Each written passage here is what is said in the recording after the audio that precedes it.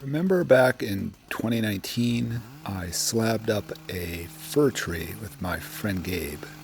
The slabbing went just fine, and I got a couple of cookies out of it. I made a coffee table out of both of them. But one thing I got was a big chunk of fir, sort of a 1.5 foot section of the trunk. I brought it home with the other wood.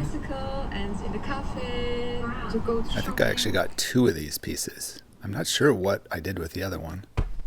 I set it next to the shop, and it's been sitting there now for several years.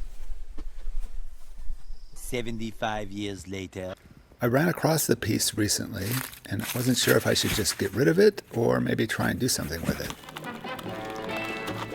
So I thought maybe I should just put it on the lathe and turn it. And it's kind of the right shape for a sphere. I took the bark off, which came off pretty easily. And I decided I should cut off some of the little branchlets that are coming out of the piece. I tried my best at finding the center, and I attached a faceplate. I was thinking this would be the best way to hold it on the lathe, as it's so big. And it has dried out quite a bit, but it's still pretty heavy. I can just lift it by myself. I tried getting it on the lathe, which meant getting the faceplate threaded onto the drive side of the lathe. And I couldn't hold it up and turn the lathe to get it threaded. So I gave up on the faceplate. And decided that really wasn't going to work. I went online and I looked for large drive centers. And what I found was a plate that fits in the chuck on the lathe. And that gives you a giant drive center with a lot of diameter. You can see how it fits in the chuck here.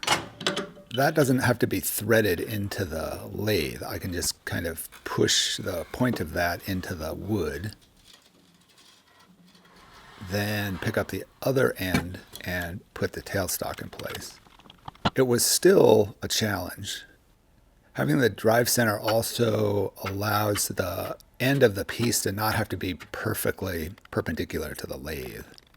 I started with my bowl gouge, which worked okay, but it wasn't taking off very much. So I went to my regular gouge, and this worked a lot better. This is really more for spindles. Since this really isn't a bowl, it's much more of a spindle. This actually worked pretty well. With this project, I actually learned to use this gouge a lot better. I think I'm not so afraid of it anymore. I worked on half the piece at first. I couldn't get the banjo section of my tool rest under the workpiece, so I had to work on one end at first. Then to try and speed things up, I cut off some more of the bumpy bits on the fir. I hope this would help a little bit. Then I slowly started to work on the middle, with the tool rest sort of hanging out as far as I could reach with it.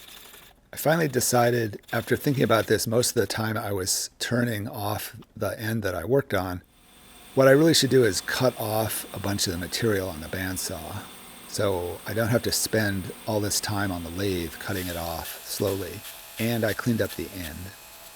I really should have cut both ends off before I started turning, just to make things go faster. And it's still heavy, but it's a little lighter now. I can start to work on the other side. So I have the piece turned around, and I have the tool rest on the inner side of the workpiece, and I can make it into a sphere. I spent a lot of time trying to get this first pass on the piece very sphere-shaped. Because once I start rotating the piece to perfect the sphere, I want it as close to a sphere as possible just because it's so big.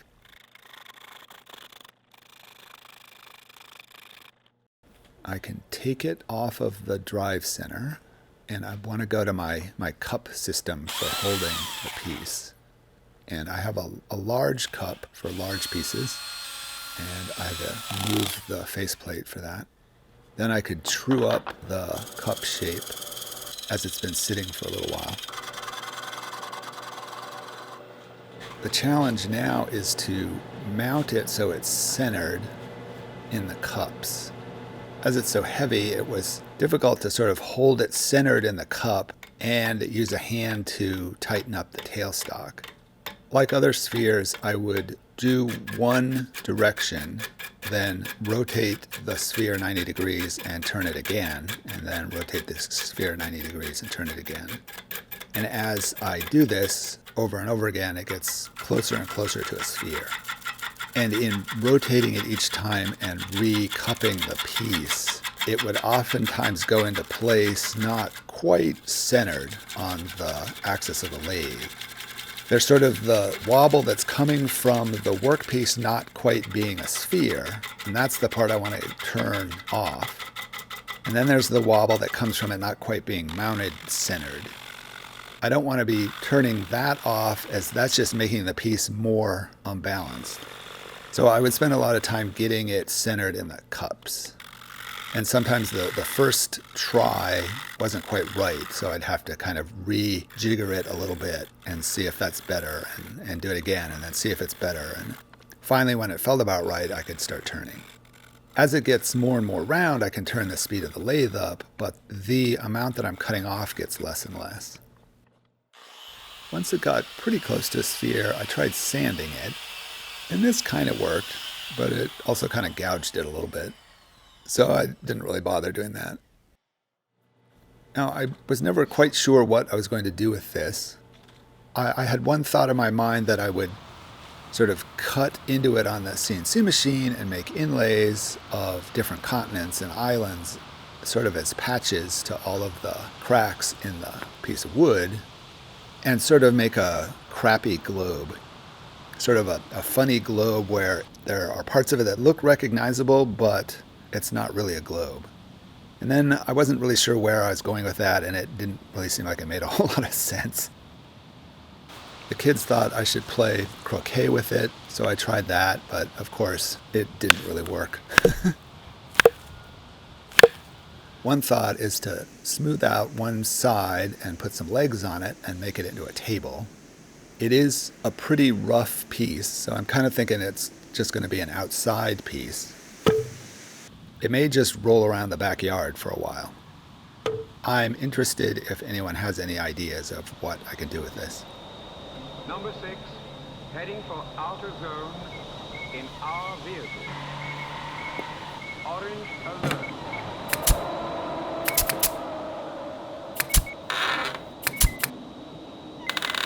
Thanks for watching.